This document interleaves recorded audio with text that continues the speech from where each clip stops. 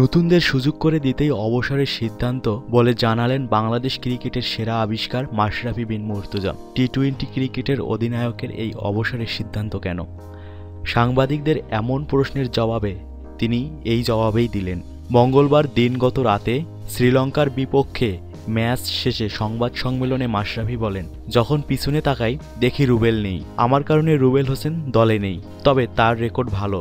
শেষ 2 টি-20 ম্যাচে 7 উইকেট নিয়েছে, এমনকি আমার চেয়েও রেকর্ড ভালো। আমি মনে করি এখনই সময় ইয়ংস্টারদের সুযোগ দেওয়ার। নড়াইল এক্সপ্রেস বলেন, টি-20 কখনো এনজয় করিনি।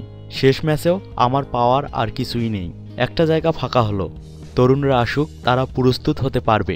সামনে আছে বিশ্বকাপ, কয়েক বছর তারা এক হয়ে না খেললে সেট হবে কি করে? এভাবে কিছু ভেবেচিন্তেই অবসরের ঘোষণা। তবে সিদ্ধান্তটা আসলে কখনকার? এর জবাবে ম্যাশ বলেন, সকালেই সিদ্ধান্ত নিয়েছি, আজ হোক কাল হোক সরে তো যেতেই হবে। মনে হয়েছে টি-20 খেলতে চাই না আর।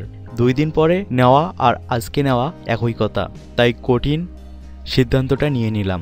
সার্বিকভাবে বলবো, আপনি জার্সি উঠিয়ে রাখবেন, এটা সবসময়ই কঠিন।